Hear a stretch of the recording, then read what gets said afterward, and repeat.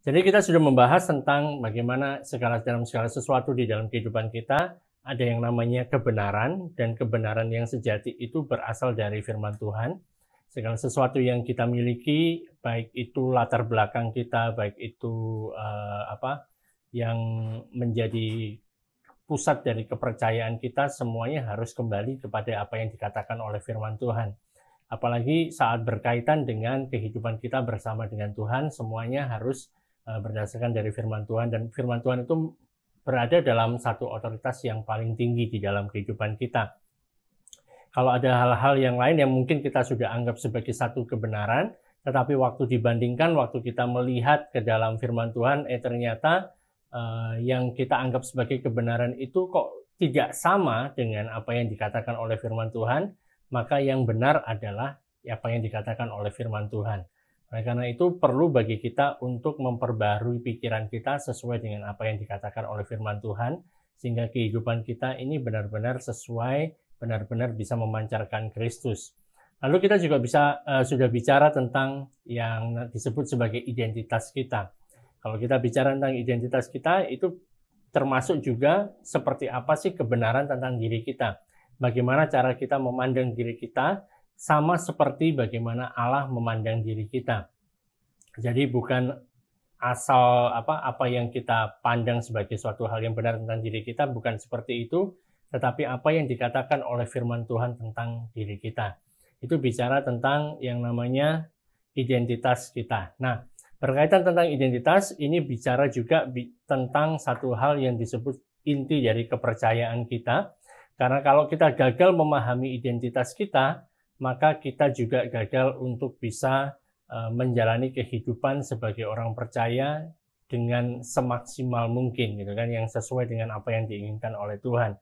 Karena saya yakin dan percaya setiap kita yang sudah percaya kepada Yesus sebagai Tuhan dan Juru Selamat, kita pasti mau untuk menjalani kehidupan yang berkenan kepada Allah, yang menyenangkan Dia, yang sesuai dengan apa yang Dia inginkan. Nah, hari ini kita akan melihat tentang satu hal yang sangat penting, dan ini yang seringkali banyak dari kita sebagai orang percaya bisa gagal paham karena tidak memahami tentang hal ini, yaitu bicara tentang conscience. Conscience itu adalah bicara tentang hati nurani. Suatu hal yang sudah sering kita ketahui, saya nggak tahu istilahnya apa di sana, tapi mungkin bisa disebut sebagai suara hati atau hati nurani. Atau bahasa Inggrisnya adalah conscience. Nah, kita akan membahas tentang conscience pada malam hari ini, dan kita melihat bagaimana hubungannya dengan kehidupan kita sehari-hari. Sebelum kita lanjutkan lebih jauh lagi membahas tentang hal ini, mari kita berdoa. Bapa, kami bersyukur buat malam hari ini. Ajari kami untuk belajar dari kebenaran firman-Mu. Berikan pewahyuan, berikan hikmat kepada kami saat kami belajar dari yang dikatakan oleh firman Tuhan. Kami bisa diubahkan, kami mendapatkan sesuatu hal yang baru, kami bisa semakin memahami identitas kami yang ada di dalam Kristus, sehingga dalam segala sesuatu yang terjadi di dalam kehidupan kami bisa mengetahui bahwa Engkau Tuhan yang sungguh mengasihi kami, yang sudah melakukan segala sesuatu yang terbaik bagi kami, dan yang telah membawa kami dalam satu kemuliaan kepada kemuliaan yang jauh lebih besar. Kami bersyukur, berkati kami semuanya pada malam hari ini, dimanapun kami berada saat kami belajar, kiranya Engkau sendiri yang mengajar kami, berbicara kepada kami dengan bahasa yang bisa kami pahami. Di dalam nama Yesus kami berdoa. Amin.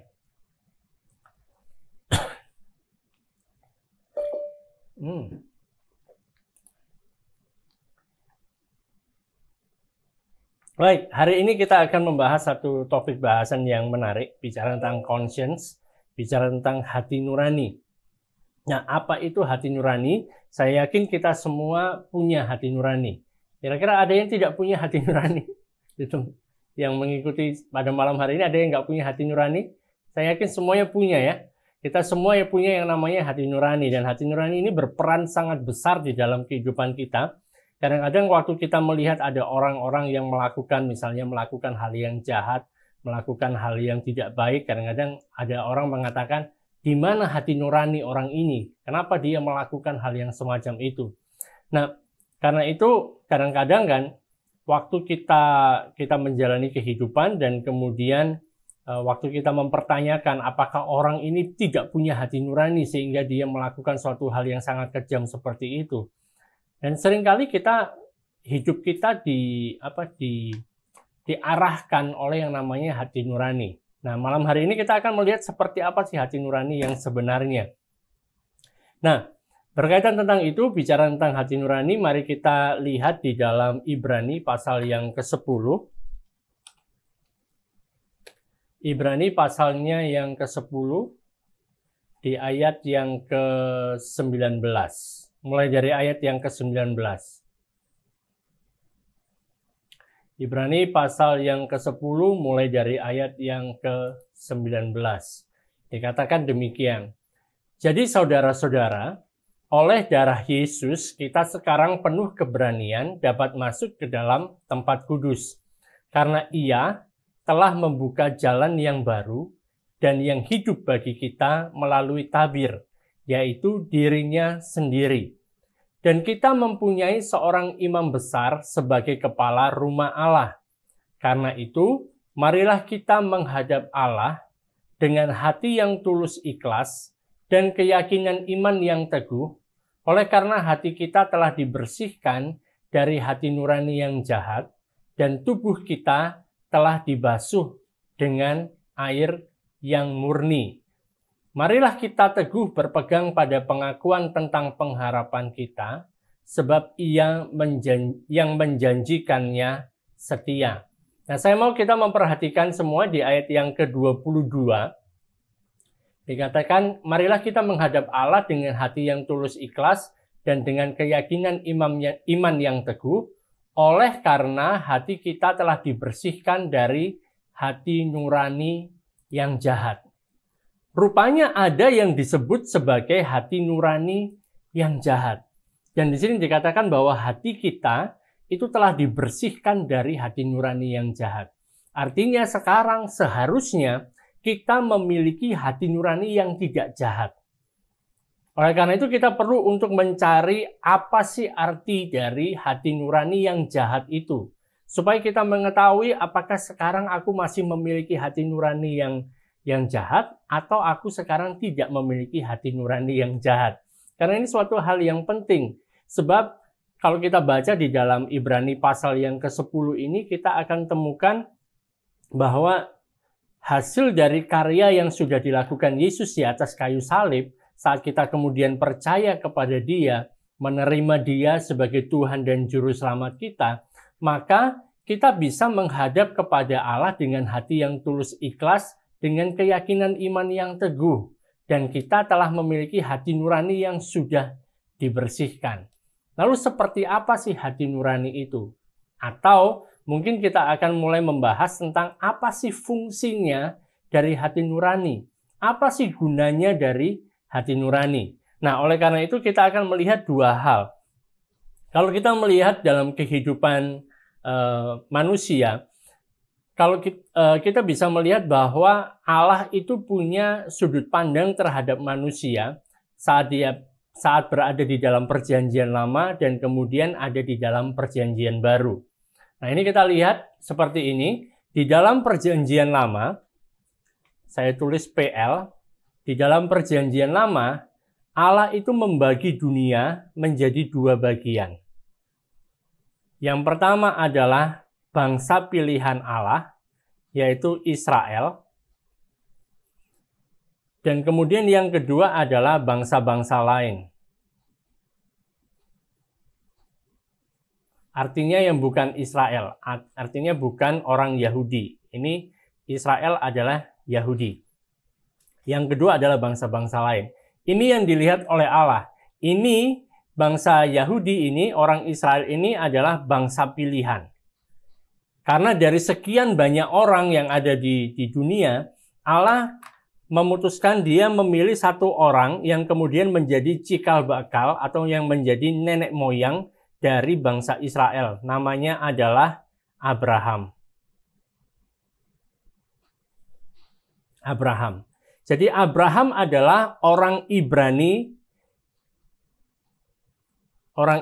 yang pertama. Kita temukan Abraham adalah orang Ibrani yang pertama. Misalnya seperti ini. Tidak ada satupun ya dari kita yang mengetahui siapakah orang pertama dari suku kita. Misalnya ada kalau misalnya gini, misalnya orang Chinese lah, orang Cina. Siapa orang Cina yang pertama di dunia? Nggak ada yang tahu, ya kan? Misalnya kalau misalnya siapa orang Iban yang pertama di dunia? Namanya siapa? Ada yang tahu? Nggak ada yang tahu, ya kan? Siapa orang misalnya orang Toraja yang pertama misalnya? Siapa? Tidak ada, nggak ada yang tahu siapa gitu.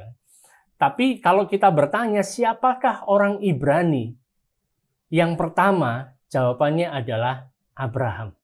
Abraham adalah orang Ibrani yang pertama.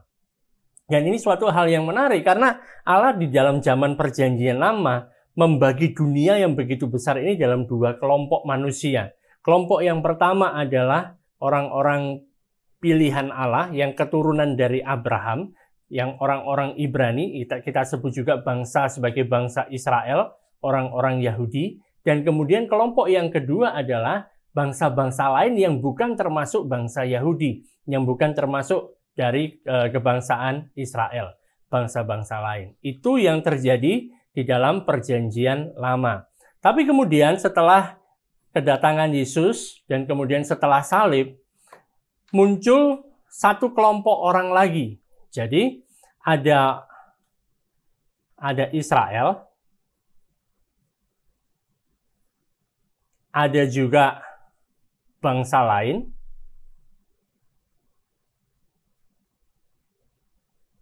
tetapi setelah adanya salib, ada satu kelompok yang bisa mempersatukan di antara keduanya. Kelompok yang ketiga ini yang disebut sebagai Kristen atau orang percaya, orang Kristen. Jadi orang Kristen ini bisa berasal dari orang Israel, bisa juga dari bangsa lain. Allah memandang menjadi ada tiga kelompok. Atau bisa dikatakan bukan tiga kelompok lagi, bukan bangsa lain lagi, tapi ini diganti sebagai berubah menjadi Israel, kemudian gereja atau Kristen, kemudian ada lagi satu kelompok lagi yaitu orang yang belum percaya, ada di luar. Sorry. Harusnya di sini. Nah, belum percaya.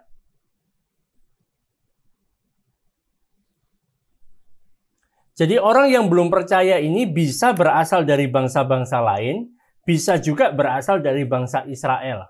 Sedangkan gereja itu bisa orangnya bisa adalah orang Israel, atau bisa juga orang dari bangsa-bangsa lain. Jadi ada tiga kelompok yang sekarang berada di dalam PB. Perjanjian baru. Allah melihat dengan cara seperti ini. Lalu apa yang membedakan antara bangsa Israel dengan bangsa-bangsa lain? Apa yang membedakan mereka dengan kita? Karena kita semua, saya yakin di sini tidak ada yang keturunan Israel. Ada yang keturunan dari 12 suku Israel di sini, saya yakin nggak ada. Ya. Nah, apa yang membedakan antara Israel dengan bangsa-bangsa lain? Yang membuat mereka berbeda adalah bangsa Israel mempunyai satu hal yang tidak dimiliki oleh bangsa lain, yaitu mereka memiliki hukum Taurat. Mereka memiliki hukum Taurat. Hukum Taurat ini diberikan Allah kepada bangsa Israel melalui Musa. Pada saat mereka keluar dari Mesir, mau menuju ke tanah Kanaan, mereka sampai di Gunung Sinai, di kaki Gunung Sinai. Kemudian Allah menyuruh supaya Musa naik ke atas gunung agar dia bisa menerima 10 perintah Allah bersama hukum-hukum yang lainnya. dan ini menjadi yang disebut sebagai hukum Taurat. Di dalam hukum Taurat ini ada 613 peraturan.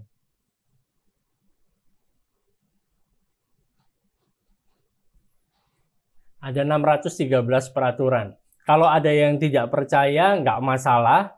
Saudara bisa baca sendiri di dalam Keluaran, di dalam Imamat, di dalam Bilangan dan Ulangan, dan hitung sendiri ada berapa peraturan yang ada di sana yang diberikan sebagai bagian dari hukum Taurat. Ini yang dimiliki oleh bangsa Israel.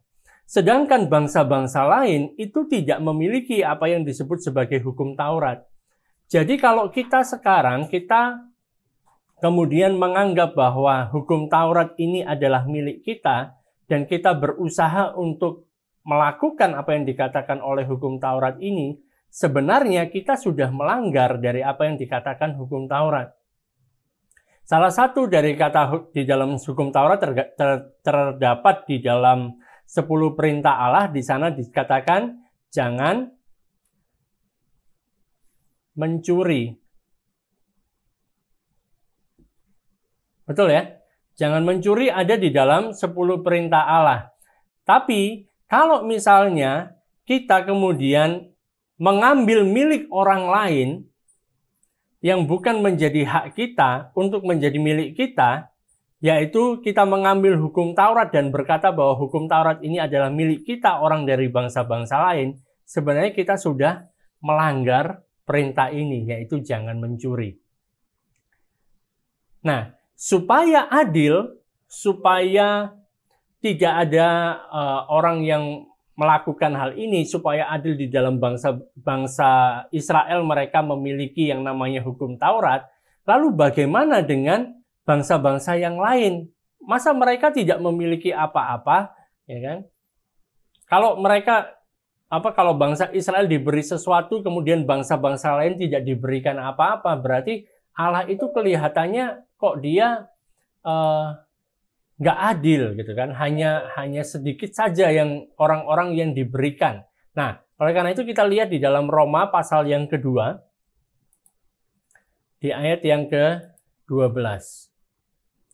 Di dalam Roma pasal yang kedua, ayat yang ke-12, di sana dikatakan, sebab semua orang yang berdosa tanpa hukum Taurat akan binasa tanpa hukum Taurat. Dan semua orang yang berdosa di bawah hukum Taurat akan dihakimi oleh hukum Taurat. Jadi saat dikatakan semua orang yang berdosa tanpa hukum Taurat, ini berbicara tentang kita, tentang orang dari bangsa-bangsa lain yang tanpa hukum Taurat, karena kita tidak memiliki yang namanya hukum Taurat. Jadi kita yang tidak punya hukum Taurat akan binasa tanpa hukum Taurat. Dan semua orang yang berdosa di bawah hukum Taurat, yang ada di bawah hukum Taurat ini adalah orang-orang Yahudi, orang Ibrani, orang Israel. Mereka inilah yang ada di bawah hukum Taurat. Mereka akan dihakimi oleh hukum Taurat. Apa inti dari hukum Taurat? Hukum Taurat itu intinya adalah bukan orang yang mendengar hukum Taurat yang menjadi benar di hadapan Allah, tetapi orang yang melakukan hukum Taurat yang akan dibenarkan. Jadi, kalau kita mengatakan bahwa kita ingin menjadi orang yang benar dengan menggunakan sistemnya hukum Taurat tidak hanya didengar, tidak hanya kita tahu tentang hukum itu, tetapi kita harus melakukan hukum itu baru kita bisa dibenarkan oleh hukum itu. Cuman permasalahannya adalah kita kan bukan bangsa Israel. Kita adalah orang-orang dari bangsa-bangsa lain. Bagaimana dengan orang-orang dari bangsa-bangsa lain seperti kita? Ayat yang ke-14 dikatakan, apabila bangsa-bangsa lain yang tidak memiliki hukum Taurat oleh dorongan diri sendiri melakukan apa yang dituntut hukum Taurat, maka walaupun mereka tidak memiliki hukum Taurat, mereka menjadi hukum Taurat bagi diri mereka sendiri. Jadi kita, orang-orang dari bangsa-bangsa lain, kita itu tidak memiliki hukum Taurat. Kita nggak punya hukum Taurat. Dari sini kita sudah memahami, ya kan? Tapi kemudian, sekalipun kita tidak memiliki hukum Taurat itu, kita kemudian mendapat dorongan di dalam hati kita sendiri, dari diri kita sendiri, untuk melakukan apa saja yang ada di dalam hukum Taurat.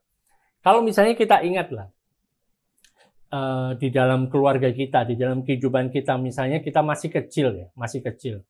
Dan katakan, coba saya tanya, siapa dari antara kita semua yang ikut pada sekarang ini yang bukan jadi orang Kristen sejak lahir? Ada yang bisa angkat tangan? Yang baru saja menjadi orang Kristen, mungkin 1 tahun, 5 tahun, 10 tahun misalnya. Apakah ada? Atau semuanya lahir dari keluarga Kristen semuanya? Oke, anggaplah semuanya lahir dari keluarga Kristen ya. Anggaplah begitu. Tapi kan ada orang-orang yang memang dia dilahirkan bukan dari keluarga Kristen. Misalnya dari agama yang lain misalnya kan. Nah, pada waktu mereka memiliki anak dan kemudian orang tua ini mengajarkan sesuatu kepada anaknya, pasti orang tua ini sekalipun dia bukan orang Kristen ataupun dia bukan orang dari bangsa Israel, mereka akan mengajarkan kepada anaknya tentang hal-hal yang baik. Pasti akan bicara sama anaknya, "Nak, kamu jangan berbohong ya. Berbohong itu berdosa misalnya, atau berbohong itu tidak baik. Kalau kamu mau bicara yang jujur. Jangan kamu mencuri, jangan kamu membunuh." Betul nggak? Kalaupun misalnya sekarang kan kita berada di dalam satu negara, misalnya di Indonesia. Di negara Indonesia mayoritas beragama Islam, ya kan? Di dalam situ juga, di dalam undang-undang atau di dalam peraturan di negara, itu dikatakan bahwa mencuri itu adalah perbuatan yang salah dan bisa dihukum. Membunuh juga hal yang sama. Padahal kita yang ada di Indonesia, orang Indonesia bukan orang Yahudi, tidak memiliki yang namanya hukum Taurat. Tetapi kita semua memiliki dorongan dari dalam diri kita sendiri untuk kita melakukan apa yang dikatakan oleh hukum Taurat. Hukum Taurat mengatakan jangan membunuh, ya kan? Jangan mencuri, jangan berzina. Hal-hal ini juga merupakan hal yang tidak mau dilakukan oleh orang-orang yang bukan orang Yahudi yang nggak punya hukum Taurat. Orang tua yang baik akan mengajarkan kepada anaknya untuk jangan melakukan hal-hal itu. Orang tua yang baik tidak akan bilang sama anaknya, "Nak, seperti ini loh cara berbohong yang baik." Kan nggak ada. Ya kan? Kalau ada orang tua yang melakukan hal yang seperti itu, mengatakan, "Begini loh cara berbohong yang baik," orang tua itu adalah orang tua yang begini. Ya. Agak sedikit gila dia kalau sampai dia melakukan hal yang seperti itu. Jadi nggak ada orang tua yang mau untuk mengajari anaknya bagaimana caranya untuk berbohong. Tetapi permasalahannya adalah si anak ini begitu dia merasa ada ancaman ketakutan, maka si anak ini bisa dengan sendirinya dia berbohong. Nah, itu yang terjadi. Di dalam Roma tadi, pasal yang kedua ayat yang ke-14, dikatakan apabila bangsa-bangsa lain yang tidak memiliki hukum Taurat oleh dorongan diri sendiri melakukan apa yang dituntut hukum Taurat, maka walaupun mereka tidak memiliki hukum Taurat, mereka menjadi hukum Taurat bagi diri mereka sendiri. Artinya, apa yang mereka anggap sebagai suatu hal yang baik, yang sama seperti yang dikatakan oleh hukum Taurat, itu yang menjadi hukum dalam kehidupan mereka sendiri. Hati mereka menjadi hukum Taurat mereka sendiri. Ayat yang ke-15. Sebab dengan itu mereka menunjukkan bahwa isi hukum Taurat ada tertulis di dalam hati mereka. Dan suara hati mereka turut bersaksi dan pikiran mereka saling menuduh atau saling membela. Hal itu akan nampak pada hari bila mana Allah sesuai dengan Injil yang kuberitakan akan menghakimi segala sesuatu yang tersembunyi dalam hati manusia oleh Kristus Yesus. Perhatikan di ayat yang ke-15. Dikatakan bahwa isi hukum Taurat itu tertulis di dalam hati mereka. Jadi apa yang disampaikan, yang dikatakan di dalam hukum Taurat itu, jangan ini, jangan itu, dan lain sebagainya, itu ada tertulis di dalam hati kita sebagai orang dari bangsa-bangsa lain. Bagi orang-orang Yahudi, mereka punya hukum yang tertulis di atas loh batu itu yang kemudian mereka tulis kembali di dalam berbagai macam kitab. Tetapi bagi kita, hukum itu tertulis di dalam hati kita. Karena dengan sendirinya kita bisa mengetahui ini tidak baik, ini yang baik. Kita memiliki hal ini, kita memiliki yang disebut sebagai suara hati. Kita memiliki sesuatu hal yang disebut sebagai hati nurani. Dan hati nurani atau suara hati kita itu mempunyai suatu hal yang menarik. Karena di sini hati kita, suara hati kita itu bisa saling menuduh atau saling membela. Suara hati kita itu bisa menuduh kita, bisa juga membela kita. Misalnya, yang terjadi demikian. Dikatakan ada tadi perintah kan, jangan mencuri. Kita semua tahu bahwa mencuri itu adalah perbuatan yang tidak baik. Kan perbuatan yang berdosa, melakukan dosa adalah mencuri, misalnya begitu. Tapi kemudian setelah mencuri, di dalam hati kecilnya, di dalam suara hatinya orang ini yang setelah mencuri dia mengatakan, kamu sudah salah, karena kamu sudah berdosa, kamu sudah mencuri. Ini merupakan perbuatan yang tidak baik. Nanti kamu bisa ditangkap, kamu akan dihukum karena kamu sudah mencuri. Tapi kemudian hati yang sama yang bisa menuduh kita karena kita sudah mencuri itu bisa membela kita. Di hati yang sama ini juga mengatakan, memang ini adalah perbuatan yang salah. Mencuri itu memang tidak baik. Mencuri itu memang kalau ketahuan, kalau ketangkap nanti bisa dihukum. Tetapi kan memang harus mencuri, mau bagaimana lagi? Tidak punya pekerjaan. Dan kemudian anak-anak sudah lapar. Mereka sudah beberapa hari ini hanya minum air saja, tidak makan. Bagaimana kalau tidak mencuri nanti dapat makanan dari sebelah mana? Dari mana? Gitu. Pekerjaan nggak ada. Ya kan? Kondisi lagi seperti ini. Mau keluar rumah nanti takut kena saman. Apalagi mau beli masker, uangnya nggak ada. Jadi mencuri. Gitu kan? Akhirnya mencuri. Jadi hati yang sama, hati nurani yang sama bisa menuduh kita, mengatakan kamu sudah salah. Tapi hati nurani yang sama juga bisa membela kita. Memang salah, tetapi ini harus dilakukan. Karena kalau tidak, nanti keluarga kita mati. Nggak ada makanan lagi. Nah, jadi dengan demikian, kita tidak bisa hidup mengandalkan hati nurani kita. Karena hati nurani kita itu bisa dilatih. Kita bisa menenangkan diri kita sendiri, gitu kan, melakukan sesuatu hal yang salah, tapi kemudian kita juga bisa membenarkan hal yang salah itu. Karena kita mengatakan, ya memang aku harus melakukan ini karena nggak ada cara lain, nggak ada hal yang lain yang bisa dilakukan, jadi aku harus melakukannya.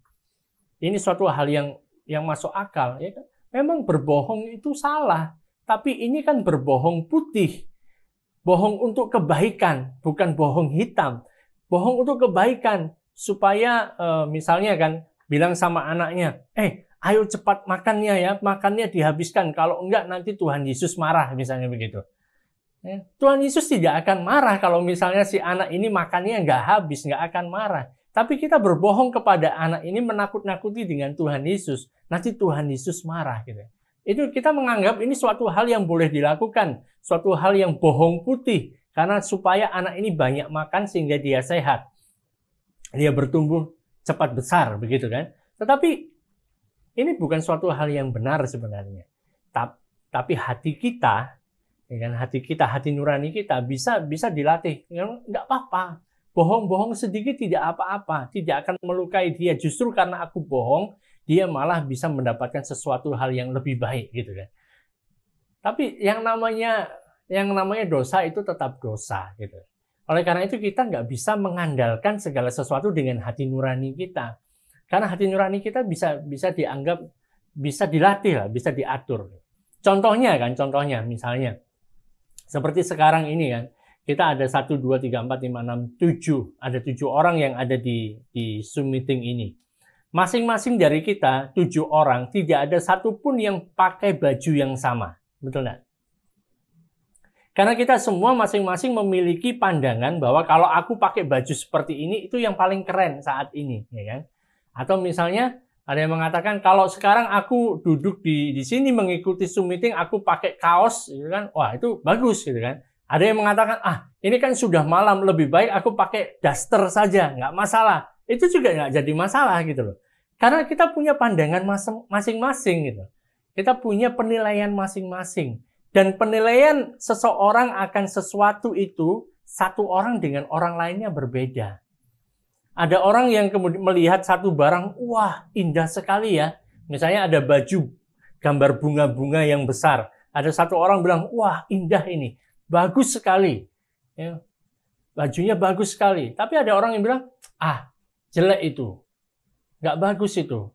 Lebih bagus baju itu gambar, nggak usah ada gambarnya, polos saja. Gitu.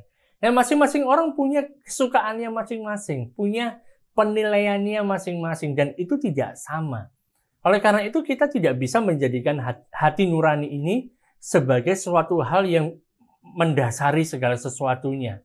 Harus ada kebenaran yang mutlak yang bisa kita pegang, dan itu adalah dari firman Tuhan. Nah, kembali lagi, tadi kita melihat di dalam Ibrani tadi, kita melihat ada yang namanya nurani, hati nurani yang jahat. Ya kan? Kalau ada yang jahat, berarti ada yang baik. Ada yang baik, ada yang jahat.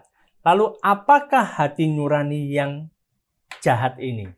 Karena kalau kita tidak mengetahui hal ini, bisa jadi saat ini kita sedang melakukan segala sesuatu dari sisi hati nurani yang jahat ini. Padahal Allah tidak mau supaya kita ada di dalam hati nurani yang jahat. Dia mau kita memiliki hati nurani yang baik. Atau lebih tepatnya dia mau kita bersandar kepada Kristus, bukan bersandar pada diri kita sendiri. Nah, kita akan lihat apa itu yang disebut sebagai hati nurani yang jahat. Oleh karena itu, tadi karena kita melihat tentang hati nurani yang jahat ini terdapat di Ibrani, maka kita kembali lagi melihat kepada Ibrani. Kita lihat di dalam Ibrani pasal yang ke-10.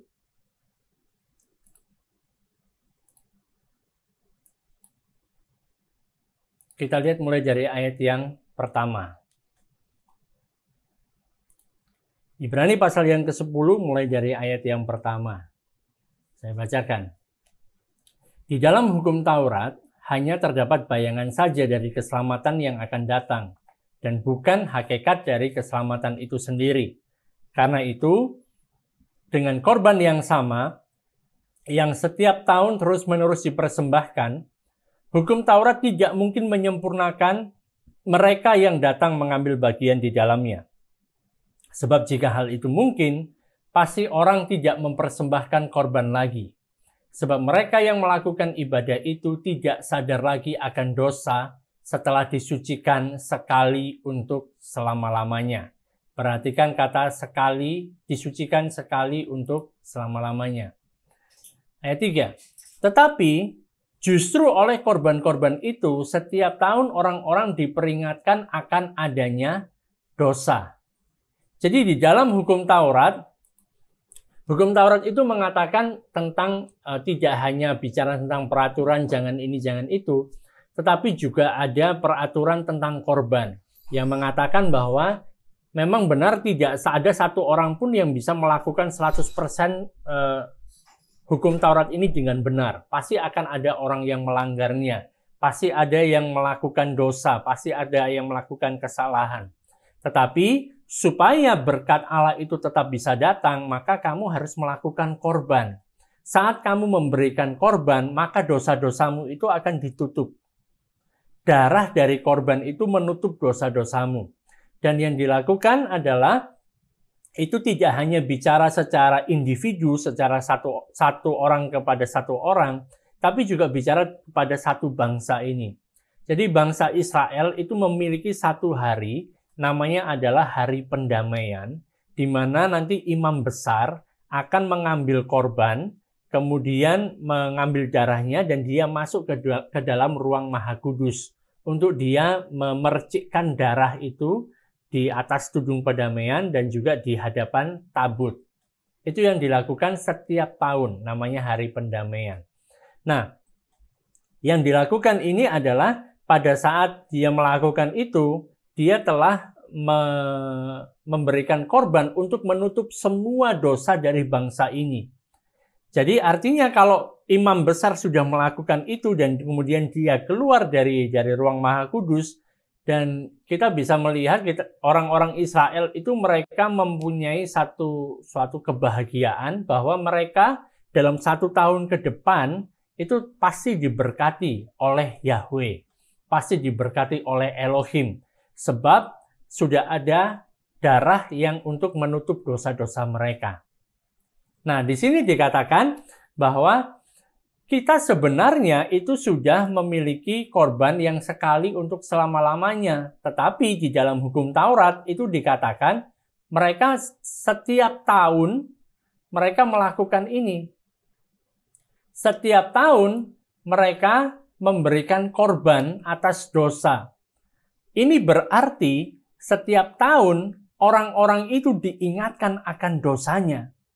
Karena kalau memang dosa itu sudah beres, kalau dosa itu sudah selesai, kalau dosa itu sudah tidak menjadi permasalahan lagi, maka kan nggak perlu lagi ada korban.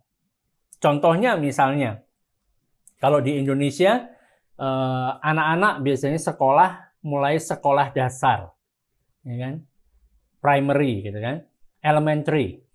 Jadi di awalnya sekolah dasar, setelah itu ada ujian, dia masuk ke sekolah menengah. Kemudian masuk ke sekolah atas, kemudian masuk ke dalam universitas. Jadi untuk naik dari satu tingkatan ke tingkatan yang lain, itu ada yang namanya ujian, ada yang namanya tes. Setelah melakukan ujian, maka dia akan mendapatkan sertifikat, dia akan mendapatkan ijazah, tanda sudah lulus. Pertanyaannya misalnya sekarang kan, sudah lulus dari universitas, sudah punya gelar master misalnya, master. Apakah dia masih perlu lagi untuk melakukan ujian untuk anak-anak elementary, untuk yang sekolah dasar? Kan nggak perlu lagi, karena sudah lulus, sudah selesai. Artinya dia nggak perlu lagi khawatir harus ikut ujian yang tingkat dasar, karena dia sudah lulus di tingkat yang atas, tingkat master. Sama dengan hal itu, harusnya kalau dengan korban yang dilakukan sesuai dengan hukum Taurat, dosa itu bisa selesai, maka tahun depan tidak perlu ada korban lagi. Satu korban sudah cukup. Tapi justru karena tahun depan masih ada korban lagi, tahun depan harus memberikan korban lagi, maka dosa itu belum selesai. Dosa itu tetap masih ada. Dan justru oleh korban-korban itu, tiap tahun orang diperingatkan akan adanya dosa. Sebab tidak mungkin darah lembu jantan atau darah domba jantan menghapuskan dosa. Karena itu ketika ia masuk ke dunia, ia berkata, korban persembahan tidak engkau kehendaki, tetapi engkau telah menyediakan tubuh. Ya kan? Lanjut ke bawah. Di ayat yang ke-9. Dan kemudian katanya, sungguh aku datang untuk melakukan kehendakmu. Yang pertama ia hapuskan supaya menegakkan yang kedua. Dan karena kehendaknya inilah kita telah dikuduskan satu kali untuk selama-lamanya oleh persembahan tubuh Yesus Kristus. Tadi di atas kita temukan ada disucikan sekali untuk selama-lamanya. Di bawah sini kita temukan kita telah dikuduskan satu kali untuk selama-lamanya oleh persembahan tubuh Yesus Kristus. Jadi oleh kematian Yesus Kristus kita telah dikuduskan. Ingat ya, telah. Jadi dikatakan telah. Ini hal yang penting, telah. Artinya sudah terjadi. Kita telah dikuduskan satu kali untuk selama-lamanya oleh persembahan tubuh Yesus Kristus. Selanjutnya, Tiap-tiap imam melakukan tiap-tiap hari pelayanannya dan berulang-ulang mempersembahkan korban yang sama sekali tidak dapat menghapuskan dosa. Para imam di dalam bait suci mereka harus melakukan korban-korban ini paling tidak sehari 3 kali. Ada korban pagi, ada korban petang, ada korban siang dan petang. Nah, ini yang mereka harus lakukan. Mereka terus harus melakukan korban-korban ini. Ayat 12, tetapi ia, bicara tentang Yesus, setelah mempersembahkan hanya 1 korban saja karena dosa, ia duduk untuk selama-lamanya di sebelah kanan Allah. Ini perbedaannya dengan para imam. Para imam ini tidak bisa duduk karena mereka harus terus bekerja. Karena mereka harus terus melakukan pelayanan, harus terus mempersembahkan korban. Sekalipun korban itu tidak bisa menghapuskan dosa. Tetapi Yesus, dia 1 kali melakukan korban karena dosa, dia sudah selesai dan dia duduk untuk selama-lamanya di sebelah kanan Allah. Dan sekarang, ia hanya menantikan saatnya di mana musuh-musuhnya akan dijadikan tumpuan kakinya. Sebab oleh 1 korban saja, ia telah menyempurnakan untuk selama-lamanya mereka yang ia kuduskan. Jadi dia telah menyucikan untuk selama-lamanya, 1 kali untuk selamanya. Dia telah menguduskan kita sekali untuk selamanya. Dan dia telah menyempurnakan sekali untuk selama-lamanya. Bayangkan, hal ini diulang sampai 3 kali. Nah, dan tentang hal itu, Roh Kudus juga memberi kesaksian kepada kita. Perhatikan ini ya. Tentang hal itu, Roh Kudus juga memberi kesaksian kepada kita. Hal apa itu? Hal apa yang dibicarakan di sini? Hal apa yang diberikan kesaksian Roh Kudus kepada kita? Tentang korban Kristus yang sekali untuk selama-lamanya itu. Tentang dia telah menyucikan, dia telah menguduskan, dia telah menyempurnakan untuk selama-lamanya orang yang dia kuduskan. Tentang hal itu, Roh Kudus memberi kesaksian kepada kita. Sebab setelah ia berfirman, inilah perjanjian yang akan kuadakan dengan mereka sesudah waktu itu. Ia berfirman pula, aku akan menaruh hukumku di dalam hati mereka dan menuliskannya di dalam akal budi mereka. Dan aku tidak lagi mengingat dosa-dosa dan kesalahan mereka. Ini siapa yang mengatakan ini? Allah sendiri. Dan Roh Kudus yang mengingatkan kita tentang hal ini. Roh Kudus memberikan kesaksian kepada kita berkaitan tentang hal ini. Tentang apa? Tentang Allah mengatakan, aku tidak lagi mengingat dosa-dosa dan kesalahan mereka. Artinya, tidak lagi mengingat dosa-dosa dan kesalahan dari orang-orang yang sudah percaya kepada Kristus, yang sudah menerima korban yang sudah dilakukan oleh Kristus, yang mempercayai bahwa Kristus telah mati bagi kita di atas kayu salib, dia telah dikuburkan, pada hari yang ketiga dia telah bangkit dari antara orang mati, dia kemudian menampakkan dirinya kepada para muridnya, dan akhirnya kemudian dia naik ke sorga, duduk di sebelah kanan Allah Bapa dan mencurahkan Roh Kudus kepada kita. Kalau kita menerima hal ini, kita percaya akan hal ini, dikatakan bahwa Allah mengatakan, aku tidak lagi mengingat dosa-dosa dan kesalahan mereka. Dan ini yang diingatkan Roh Kudus kepada kita sebagai orang percaya. Roh Kudus mengingatkan tentang aku tidak lagi mengingat dosa-dosa dan kesalahan kamu. Dan ini hal yang penting. Karena yang seringkali mengingat dosa-dosa dan kesalahan kita adalah mungkin orang yang dekat dengan kita, ya kan? Mungkin keluarga kita, mungkin pasangan kita.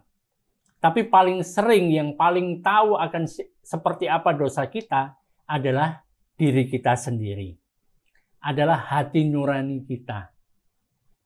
Jadi dengan di sini kita bisa menemukan apa itu hati nurani yang jahat.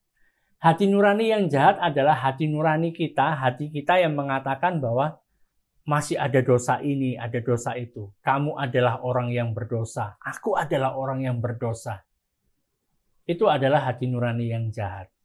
Sebenarnya kalau kita mengatakan dosa, yang bisa menjadi hakim dari dosa kita, itu adalah Allah, adalah Elohim. Ya, Sang pencipta langit dan bumi ini, dialah yang bisa menghakimi kita, yang mengatakan kamu berdosa.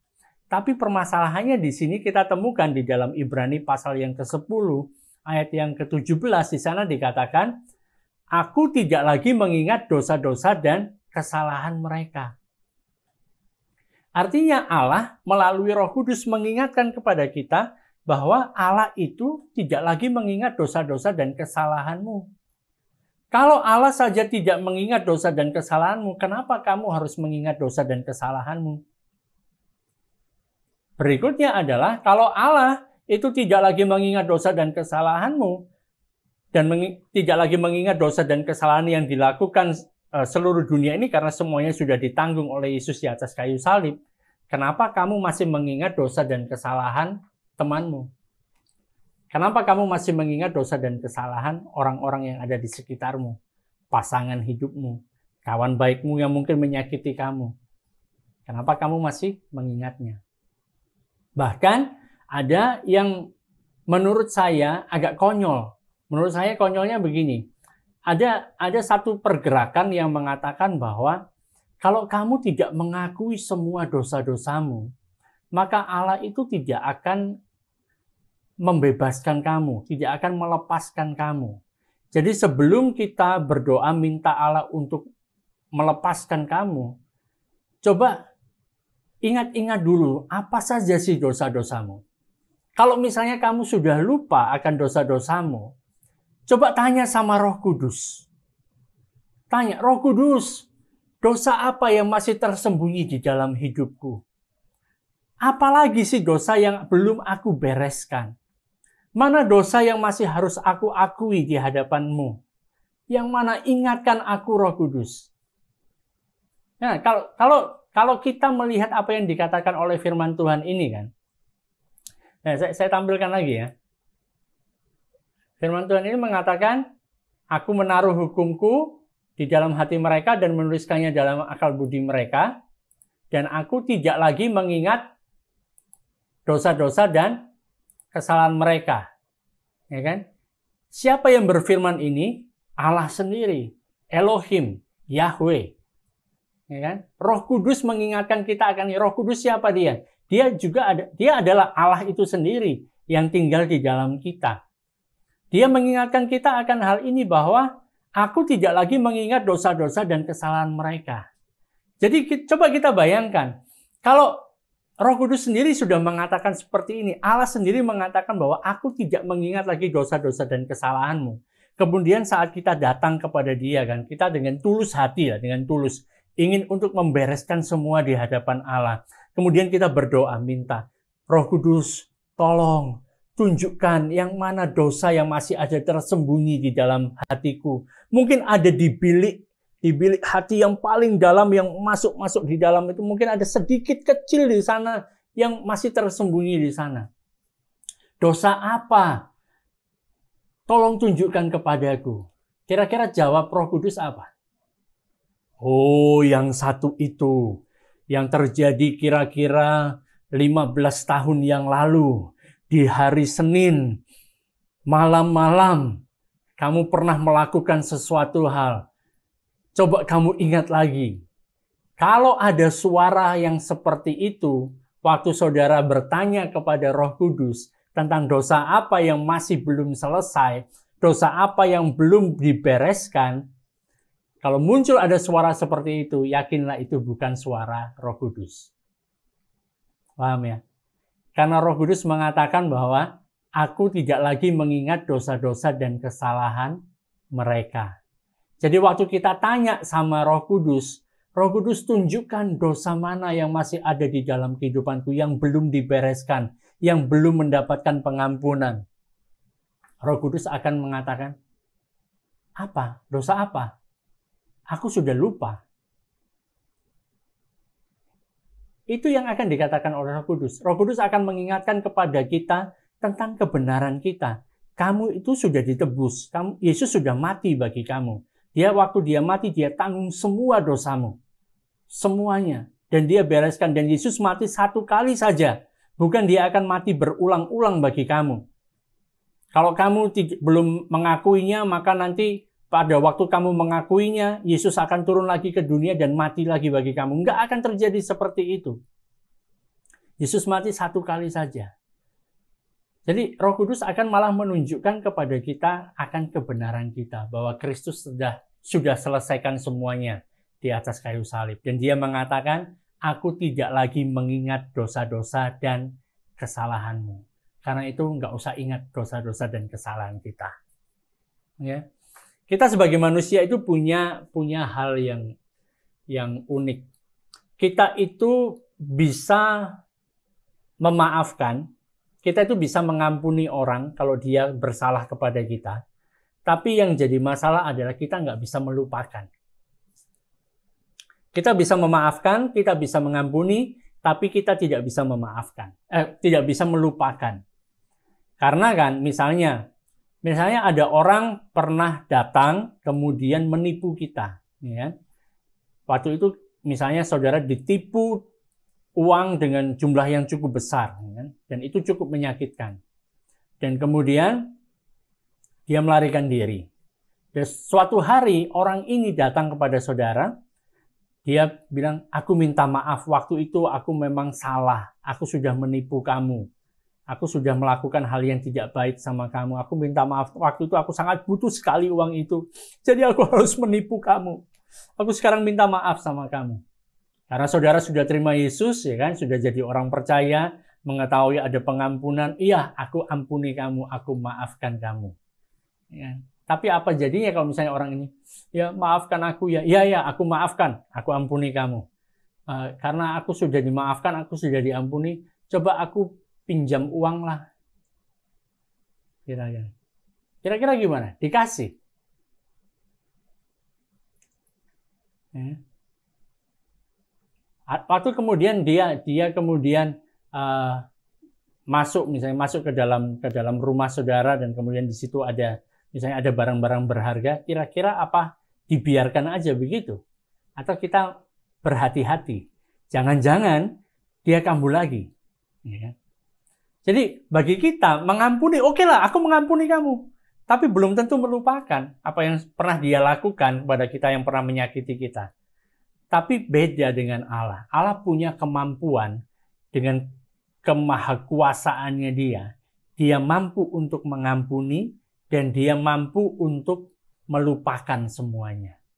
Jadi waktu Allah melihat kita, karena kita sudah terima Yesus sebagai Tuhan dan Juru Selamat, dia melihat kita sebagai orang-orang yang sama sekali tidak ada dosa. Yang sama sekali tidak pernah berbuat dosa di mata Allah. Belum tentu di mata orang lain, belum tentu di mata teman-teman kita. Teman-teman kita mengatakan, oh dia itu orangnya paling jahat misalnya gitu. Tapi di mata Allah, dia melihat kita sebagai orang-orang yang benar. Orang-orang yang sudah dikuduskan, orang-orang yang suci, orang-orang yang berkenan kepada dia. Bukan karena kita, tetapi karena Kristus telah mati bagi kita. Oleh karena itu, kita tidak bisa hidup oleh karena hati nurani kita.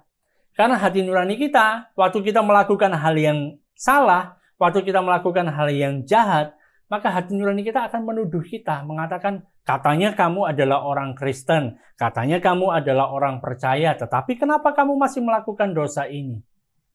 Tapi waktu kita datang kepada Tuhan, waktu kita bersalah, kita misalnya datang kepada Tuhan, kita bicara kepada Dia, Roh Kudus akan mengingatkan kita bahwa kamu adalah orang yang sudah dikuduskan oleh karena karya Kristus. Kamu adalah orang yang sudah dibenarkan dan kamu telah disempurnakan di dalam Kristus sekali untuk selama-lamanya. Oleh karena itu, bangkitlah dan jangan berbuat dosa lagi. Amin.